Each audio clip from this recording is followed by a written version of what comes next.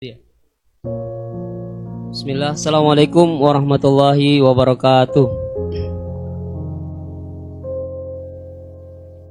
Yang saya hormati Bapak-bapak yang ada di depan, terutama Bapak Kiai Gus Baha. Perkenalkan, nama saya Imran, asal dari Poso, Sulawesi Tengah.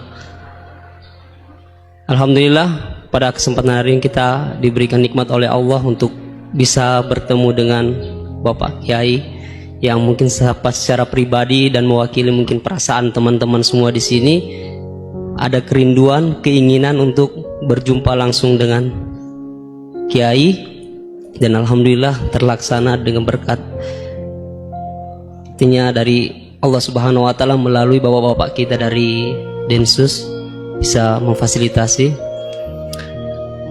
Pak Kiai, yang pertanyaan saya, kita ini kan teman-teman ini bahasanya ex napiter, pernah masuk dalam kesalahan kebencian terhadap negara, bahkan diantara kita ini ingin membentuk negara sendiri, ya kan? Apalagi kami dari Poso, terutama MIT Mujahidin Indonesia Timur, itu pengen bentuk komunitas bahkan negara di Poso gitu.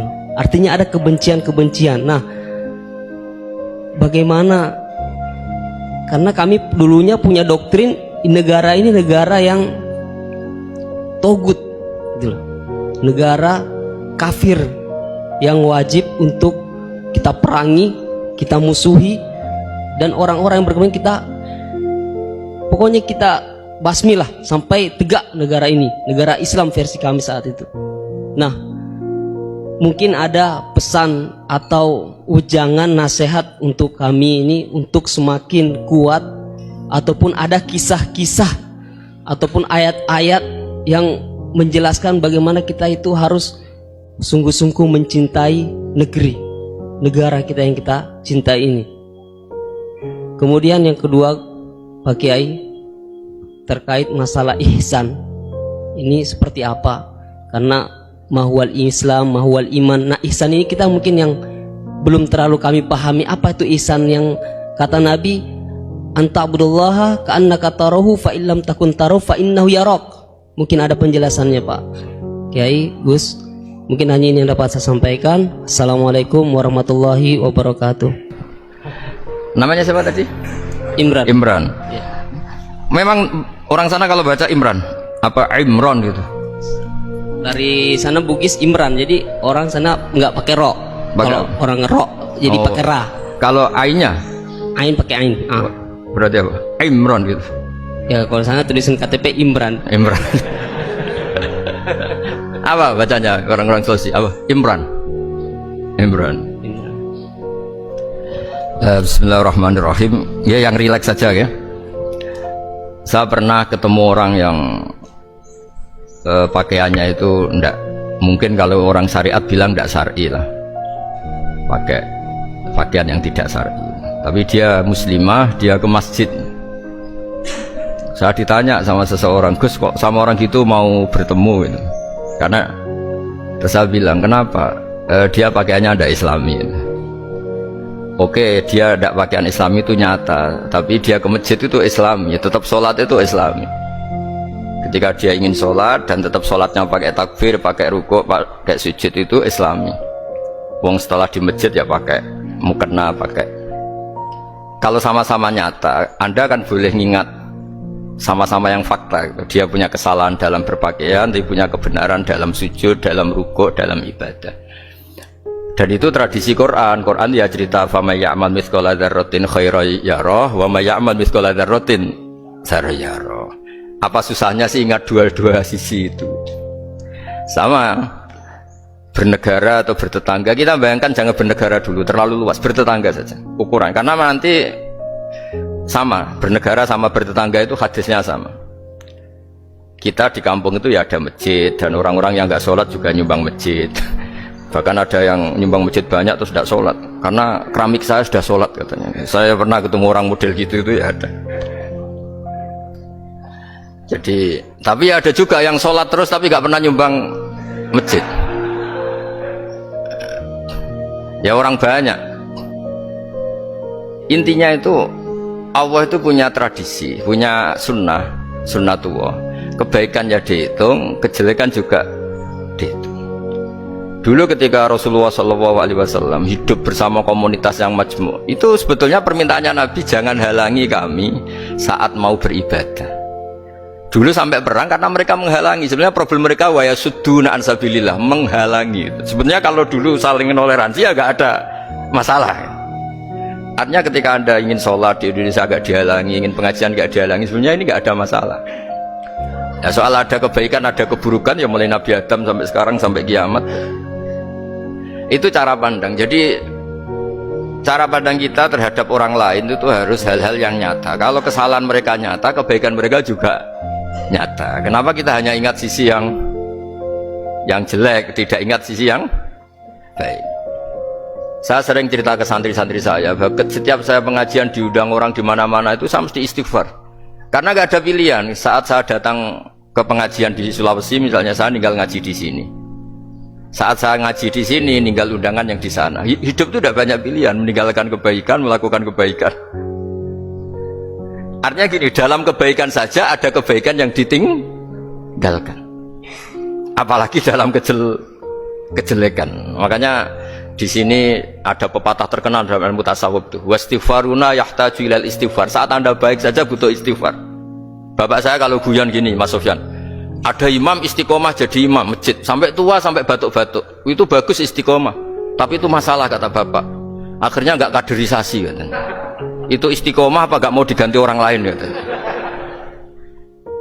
Ada kiai dai di mana-mana, itu mesti orang muji, oh itu dai di mana-mana, laris nggak pernah di rumah, pondoknya pasti bubar itu karena ditinggal.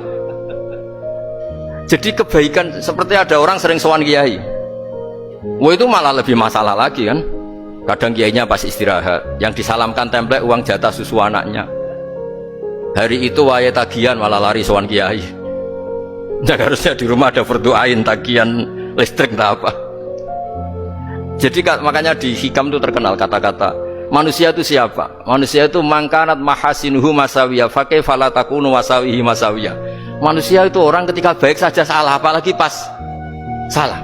Coba saya misalnya pidato begini, di atas panggung saya orang alim pidato nasihati orang. Di saat yang sama seperti katanya Mas Wildan tadi, ada agak sopannya. Di situ ada mungkin orang yang lebih sepuh dibanding saya. Masa lebih muda kok di atas? Yang di bawah lebih tua? Ada agak sopannya. Mau nggak pidato disuruh, mau di atas disuruh, nggak sopan sama yang.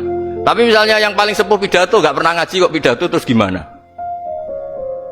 Artinya ketika kita baik saja ada salahnya, apalagi pas salah.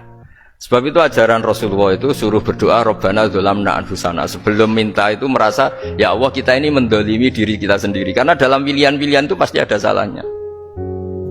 Coba misalnya Anda bangun masjid habis 2 miliar, yang harusnya 1 miliar sudah jadi.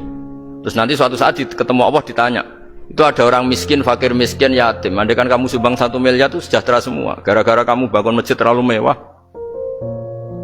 Ya tapi kadang-kadang orang kebaikannya itu orientasinya bangun masjid, gak tertarik nyumbang fakir. Saat itu cara berpikir gitu mau apa? Tapi kalau dia kumuluhur manusia terbaik karena bangun masjid 2 miliar, coba diaudit secara kepentingan syar'i. Penting mana dengan ngasih makan fakir miskin? Penting mana dengan menikahkan janda misalnya? Penting mana dengan pendidikan? Apa artinya masjid mewah orang nggak tahu halal haram, nggak tahu najis, nggak tahu cara sesuci, nggak tahu cara adzan yang benar. Terus penting mana untuk beli kitab sama dipakai masjid? Apa artinya beli kitab apa tapi nggak makan? Penting mana makan sama beli kitab? Ada auditnya. Makanya manusia itu ketika baik pun disuruh istighfar, apalagi ketika salah. Nah dengan perasaan seperti itu kebencian pada orang lain luluh, karena potensi baik pada orang lain ternyata tinggi, dan potensi salah ke kita juga tinggi. Nah dilatih gitu. Jadi di Ihya itu ada kitab tawaduk. Kitab tawaduk itu dilatih ketemu orang tua. Huwa aksaru ibadatan, dia mesti ibadahnya lebih banyak karena lebih tua timbang saya, pasti sholatnya lebih lama timbang saya. Ketika Anda sudah tua melihat anak-anak, huwa aqallu minni maksiatan, mesti maksiatnya tidak banyak karena masih kecil. Terus ketika melihat orang fasik maksiat, La Allah yatubu alaih fa inna Allah tawwabur rahim. Mungkin Allah memberi tobat, bisa saja. Umar itu ingin bunuh Nabi, tapi Allah memberi tobat. Yang sowan kiai saja tidak mesti dapat tobat. Umar ingin bunuh Nabi, tapi Allah memberi tobat. Akhirnya ya tobat jadi Islam yang baik. Dalam sejarah Wali Songo, Kalijogo sowan Sunan Bonang itu ingin garong, tapi malah jadi muridnya jadi wali. Kalau Allah sudah menghendaki, tidak ada ya. Perang Uhud orang Islam kalah itu karena panglimanya siapa? Khalid bin Walid. Tapi dia malah yang dapat hidayah. Nah, sama orang yang sekarang Anda benci, bisa saja Allah merencanakan ada apa? Hidayah di situ. Dan kita yang merasa benar, jangan saja ada rencana Allah bikin kita su'ul khotimah, na'udzubillah min dzalik, kan tidak pernah tahu. Nah, dari tidak pernah tahu itu orang diusahakan tawadhu. Wa ma adri ma yuf'alu bi wala bikum, kita tidak pernah tahu. Makanya meskipun saya ini kiai, terus kata orang banyak itu ketok, kalau istighfar ya nangis betul ya. Cuma kan nggak perlu di depan umum, nanti dia ke penampilan kan ribet kan nanti. Sudah nangis nggak ikhlas, nggak mutu. Ya gitu ya.